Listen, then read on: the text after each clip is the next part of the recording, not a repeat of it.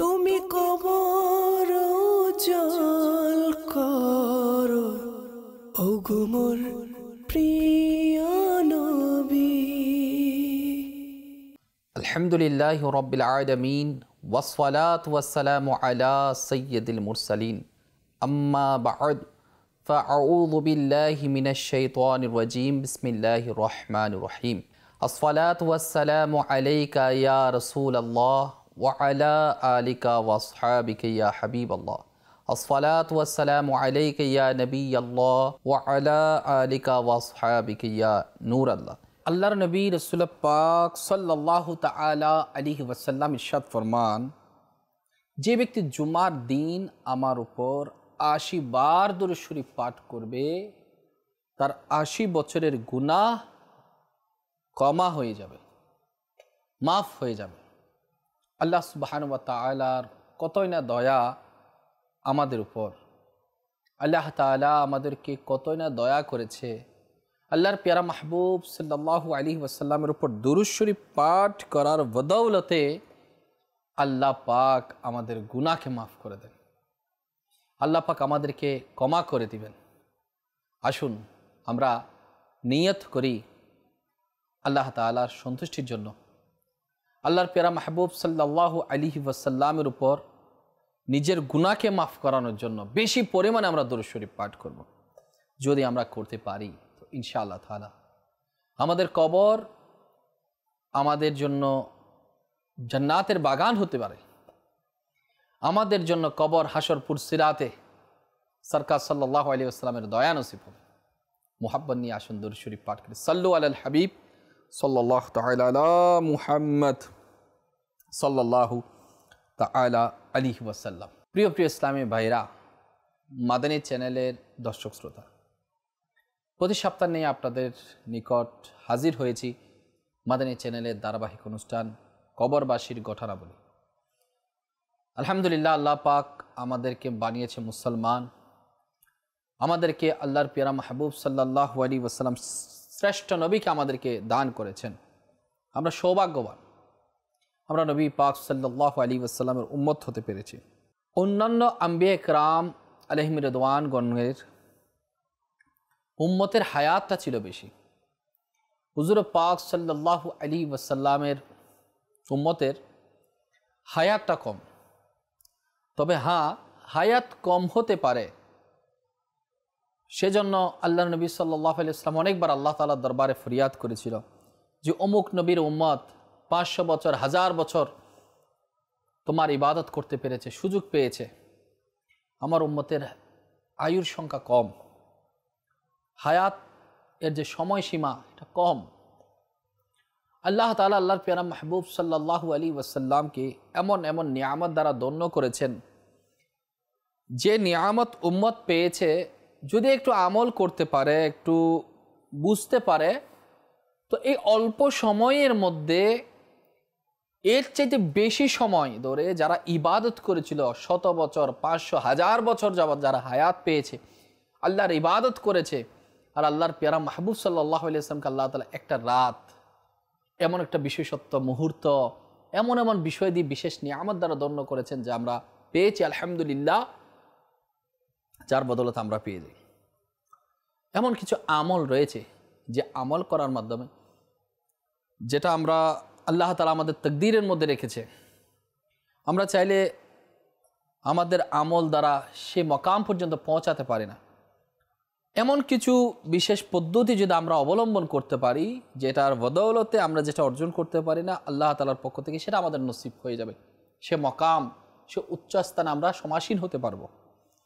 যারা কবরে শায়িত হয় এমনটা নয় যে সবাই খারাপ অবস্থার মধ্যে রয়েছে, বরঞ্চ কবরে শায়িত ব্যক্তিদের মধ্যে ভালো অবস্থার মধ্যে রয়েছে এমন অনেক ব্যক্তিবর্গ রয়েছে, অনেক আল্লাহওয়ালা রয়েছে, অনেক পরেশগার ব্যক্তি রয়েছে। তো আমরা তো আযাবের ব্যাপারে শুনি যে এক একটা গুনাহের কারণে কবরের মধ্যে এক একজনের এক এক দশা, এক এক পেরেশানি মুসিবত।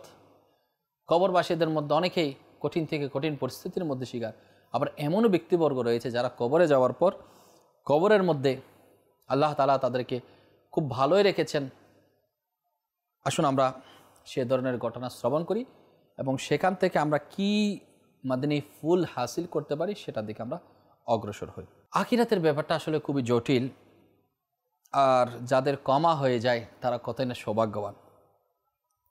তো হযরতে সৈয়দনা আবু বকর আবদুল্লাহ বিন মুহাম্মদ বিন উবাইদ আল মারুফ ইমাম ইবনে আবিদ দুনিয়া রাহমাতুল্লাহ আলাইহি বর্ণনা করেন, হযরতে সৈয়দনা আলী বিন মাদানী রাহমাতুল্লাহ আলাইহি বলেন, হযরতে সৈয়দনা খালিদ বিন হারিস রাহমাতুল্লাহ আলাইহিকে সাদা পোশাকে স্বপ্নে দেখার পর জিজ্ঞেস করলাম, মা ফাআলাল্লাহু বিকা, অর্থাৎ আল্লাহ তাআলা আপনার সাথে কীরূপ আচরণ করেছেন।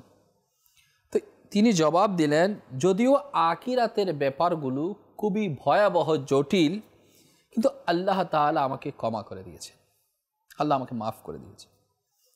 অতঃপর জিজ্ঞেস করলাম, হযরতে সৈয়দনা ইয়াহিয়া বিন সাঈদ কাত্তান রাহমাতুল্লাহ আলাইহির সাথে কীরূপ আচরণ করা হয়েছে। তো বললেন, তার মর্যাদা ও স্থান আমার চেয়ে অনেক ঊর্ধ্বে। আমি জিজ্ঞেস করলাম, হযরতে সৈয়দনা ইয়াজিদ বিন জুরাই রাহমাতুল্লাহ আলাইহি ইনি কেমন আছেন? বললেন, ইনি ইল্লিয়ানি, তিনি তো দিনে 2 বার আল্লাহ পাক রব্বুল আলামিনের দিদার লাভ করেন। আল্লাহ পাক রব্বুল আলামিনের রহমত ইনাদের উপর বর্ষিত হোক এবং ইনাদের ওসিলায় আল্লাহ আমাদেরকে ক্ষমা করুক। এমন কোন আমল, এমন কোন বিশেষত্ব যে আমলের কারণে আখিরাতের কঠিন ভয়াবহতা থেকে তারা মুক্তি পায়, জটিলতা থেকে মুক্তি পায়? ওই আমলগুলো যদি আমরা মার্ক করে আমরা আমাদের জীবদ্দশার মধ্যে যদি আমরা নিজের জীবনকে সুন্দরভাবে প্রতিপালন করতে পারি, তো আল্লাহ যদি চায় ইনশাআল্লাহ তাআলা আমি আপনি কবরের মধ্যে ভালো থাকতে পারবো। আসুন আমলের দিকে যাচ্ছি, আমরা ঘটনাও শুনতে থাকি, যাতে করে ওই সমস্ত আমল আমাদের মধ্যে বৃদ্ধি পায়। শাইখে হারাম হযরতে সৈয়দনা আবু আলী ফুজাইল বিন ইয়াস বিন মাসউদ তামিমি ইয়ারবুই মাক্কি রাহমাতুল্লাহ আলাইহি ছিলেন অত্যন্ত ইবাদত পরায়ণ ব্যক্তি এবং নেককার মানুষ। হাদিসের রিওয়ায়াত এর মধ্যে তিনি ছিলেন গ্রহণযোগ্য। অসংখ্য লোক তার কাছ থেকে ফয়েজ বরকত অর্জন করেছিলেন, তাদের মধ্যে হযরতে ইমাম শাফি রাহমাতুল্লাহ আলাইহি রয়েছেন। তো প্রথম জীবনে তিনি আবি ওয়ার্থ এবং সারখাসের মধ্যবর্তী একটা এলাকা, ওই এলাকার মধ্যে ডাকাতি করতেন। পরে তিনি তওবা করেন। তওবার কারণ এ ধরনের ছিল, তিনি কোনো এক দাসীর প্রেমে পড়েছিল। তার সাথে সাক্ষাৎ করার জন্য তিনি দেওয়াল টপকাচ্ছিলেন। এমন সময় তিনি কারো মুখে এ আয়াতের তিলাওয়াতটি শুনতে রইলেন, অর্থাৎ কারো মুখ থেকে যেন বা কোথা থেকে যেন একটা আওয়াজ বেশি আসলো। আয়াতটা কি? তরজমাই কানজুল ঈমান। ঈমানদারদের জন্য কি এখনো ওই সময় আসেনি যে তাদের অন্তর ঝুঁকে পড়বে আল্লাহর ভয়ে? তখন তিনি বলে উঠলেন, হে আমার পালনকর্তা, সে সময় অবশ্যই এসে গেছে। এই বলে তিনি সেখান থেকে ফিরে গেলেন। রাত্রি যাপন করার জন্য যখন নির্জন জায়গায় তিনি চলে গেলেন, সেখানে একটি কাফেলা অবস্থান করছিল। কাফেলার কেউ বললেন, চলুন এখান থেকে চলে যাই। অন্য কেউ বলল, সকালে গেলেই তো ভালো হয়, কারণ এলাকায় ফুজাইল নামে ডাকাত এই এলাকার মধ্যে থাকতে পারে, সে তো থাকি এই এলাকার, চলো আমরা চলে যাই, সে আমাদেরকে লুট করে সব কিছু নিয়ে যেতে পারে। হায় হায়, তিনি রাহমাতুল্লাহ আলাইহি যখন তাদের মুখে এই সমস্ত কথাবার্তা তিনি যখন শুনে ফেললেন, সাথে সাথে আল্লাহ পাকের দরবারে তওবা করলেন, কাফেলার লোকদের নিরাপত্তা দিলেন। অতঃপর তিনি হেরাম শরীফে হাজির হলেন। জীবনের শেষ মুহূর্ত পর্যন্ত তিনি সেখানেই কাটান। তো আবু আলী রাজি রাহমাতুল্লাহ আলাইহি বলেন, আমি 30 বছর যাবত হযরতে ফুজাইল বিন ইয়াস রাহমাতুল্লাহ আলাইহির সংস্পর্শের মধ্যে ছিলাম, কিন্তু এই দীর্ঘ সময়ের মধ্যে আমি কখনোই ইনাকে হাসতে দেখিনি, এমনকি কখনোই মুচকে হাসতে আমি দেখিনি, একদিন ব্যতীত। যেদিন তার পুত্র আলীর মৃত্যু হয়েছিল সেদিন তিনি হাসছিলেন, মুচকে হাসছিলেন। এর দিন ব্যতীত আমি অন্য কোনো দিন তাকে হাসতে দেখিনি। তার কারণ যখন আমি জিজ্ঞেস করলাম, তিনি আমাকে বললেন, স্বয়ং আল্লাহ যখন এটাকে পছন্দ করেছেন, সেটা আমিও পছন্দ করে নিলাম। যেটাকে আল্লাহ রব্বুল আলামিন পছন্দ করেছেন, সেটা তো আমিও পছন্দ করে নিলাম। তো 30টা বছর যে বুজুর্গের সময় অতিবাহিত হয়, তার মধ্যে কেমন কোয়ালিটি, তার মধ্যে হাসি খুশি বিষয়টা চলে গিয়েছে আখিরাতের বইয়ে, আখিরাতের চিন্তায়, পরকালের চিন্তায়। আর যে জিনিসটা কাজ করেছিল সেটা হচ্ছে সবর, ধৈর্য ধারণ করা।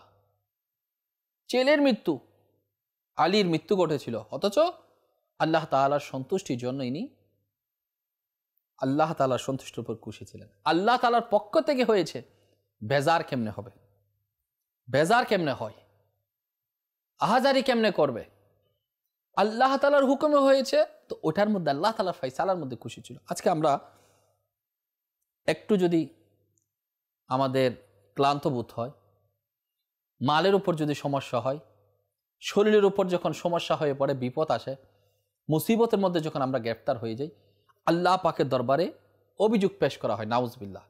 এমন এমন অভিযোগ পেশ করা হয় যে অভিযোগের কারণে ঈমানের গণ্ডি থেকে বেরিয়ে যায়। অনেকে আল্লাহকে জুলুম বাস, নাউজুবিল্লাহ। অনেকে আল্লাহ তাআলার এটা আমার জন্য কেন ফয়সালা করলেন, না আল্লাহ তাআলার উপর জবাবদিহিতে চাচ্ছে, আল্লাহ তাআলাকে জুলুম বাস সাব্যস্ত করে দেয়। অনেকে আল্লাহ তাআলার যেটা আল্লাহ তাআলার পক্ষ থেকে সংগঠিত হয় সেটার উপর সে শুকরিয়া জ্ঞাপন করে না। যত কঠিন মুসিবত আসুক, আল্লাহ ওয়ালারা পরেশগারিতা অবলম্বন করেছেন। ইনারা আল্লাহ তাআলার সন্তুষ্টির জন্য সর্বদা বিপদ আপদের মধ্যে সবর করতেন, ধৈর্য ধারণ করতেন। আজকে মারা গিয়েছেন ছেলে, বুক ফাটাচ্ছে, চিল্লা চিল্লি করতেছে, চুল টেনে হেসরাচ্ছে, বুকের মধ্যে ধাপ ধাপ করে মারতে রইল। এই ধরনের কুসংস্কার থেকে আমাদেরকে বেরিয়ে আসতে হবে। আল্লাহ পাক রব্বুল আলামিন আমাদেরকে শয়তানের পদাঙ্ক অনুসরণ না করে, শয়তানের পদাঙ্ক অনুসরণ করা থেকে বিরত থাকার মধ্যে আল্লাহ তাআলা আমাদেরকে কবুল করুক। শয়তানের পিছে আমরা ছুটব না, শয়তানের কার্যকলাপের মধ্যে আমরা থাকবো না। আল্লাহ তাআলা রাসূল সাল্লাল্লাহু আলাইহি ওয়াসাল্লামের পদাঙ্ক আমরা অনুসরণ করব, কারণ আমরা আখিরি নবী রাহমাতুল লিল আলামিন, সর্বশ্রেষ্ঠ নবীর উম্মত। আমাদের ঈমান, আমাদের বিশ্বাস, আমাদেরকে কবরে যেতে হবে। আর সেই কবরে যাওয়ার জন্য যে যে বিষয়টি রয়েছে, সামানা জোগাড় করতে হবে, প্রয়োজনাদি বিষয়, সেগুলো আমরা হাসিল করি, যাতে আমি আপনি কবরের মধ্যে আরামে থাকতে পারি। ও সমস্ত আল্লাহওয়ালা যারা মাগফিরাত পেয়ে গিয়েছেন সবরের কারণে, আল্লাহ তাআলার ফয়সালার উপর রাজি খুশি থাকার কারণে। আজকে আমাদের একটু ব্যবসার সমস্যা হলে, ঋণগ্রস্ত হলে, জানমালের ক্ষতি হলে আমরা বরদাস্ত করতে পারি না, আমরা সবর করতে পারি না। তো সবর যদি করতে না পারি তো সমস্যা। আর আল্লাহওয়ালারা দুঃখ কষ্টের পরেও ধৈর্য ধারণ করতেন, সবর করতেন।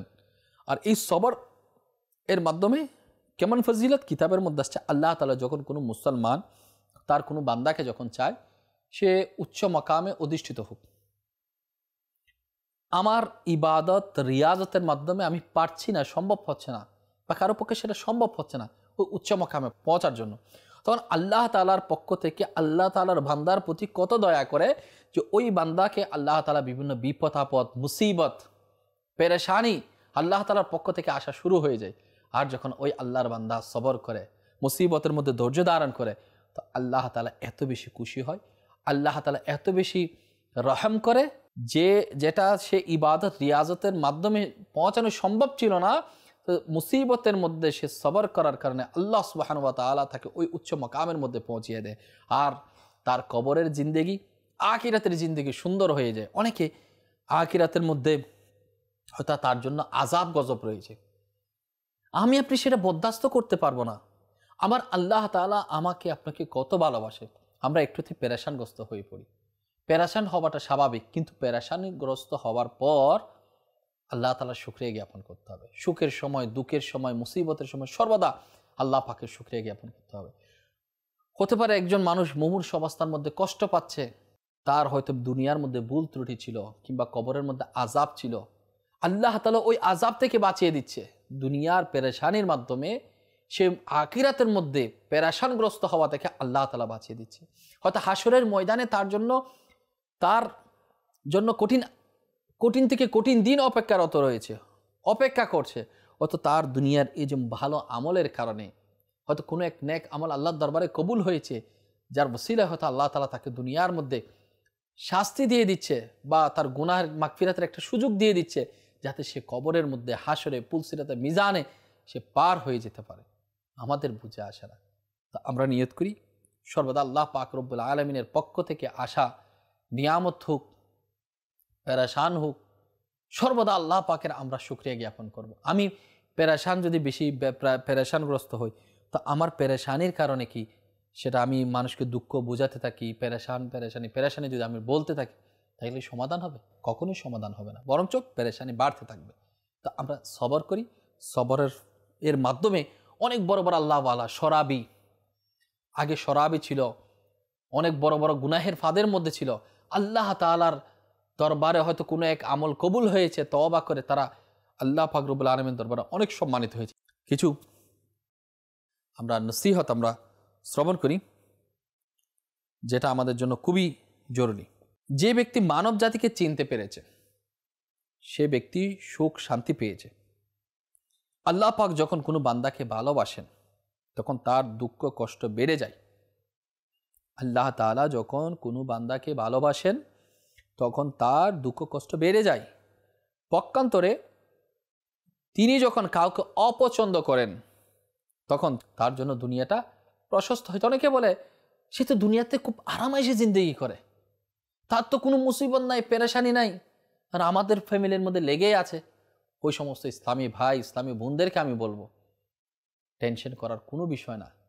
অপরে কোনো সমস্যায় নাই, সেটা থেকে আমি ঈর্ষান্বিত কেন হব?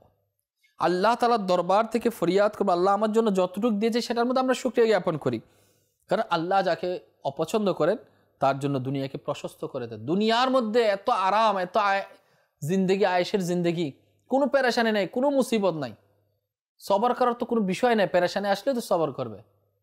আর আল্লাহওয়ালা যাদেরকে আল্লাহ পছন্দ করেন, তাদের দুঃখ কষ্ট বেড়ে যায়। আল্লাহ পাক আমাদেরকে বুঝার সে তৌফিক দান করুক, যাতে আমরাও বিপদের মধ্যে ধৈর্য ধারণ করতে পারি। হযরতে সৈয়দনা আবু বকর বিন মুহাম্মদ বিন উবাইদ আল মারুফ ইমাম ইবনে আবি দুনিয়া রহমতুল্লাহ আলাইহি, ইনি বলেন, এক মক্কি লোক বর্ণনা করেন, আমি সাঈদ বিন সালেমকে স্বপ্নে দেখে জিজ্ঞেস করলাম, এই কবরস্থানের মধ্যে সবচেয়ে ভালো লোকটি কে? তিনি উত্তর দিলেন, হযরতে সৈয়দনা সালিক বিন আব্দুল আজিজ রহমতুল্লাহ আলাইহি। জিজ্ঞেস করলাম, তিনি কিভাবে আপনার উপর ফজিলতের অধিকারী হলেন?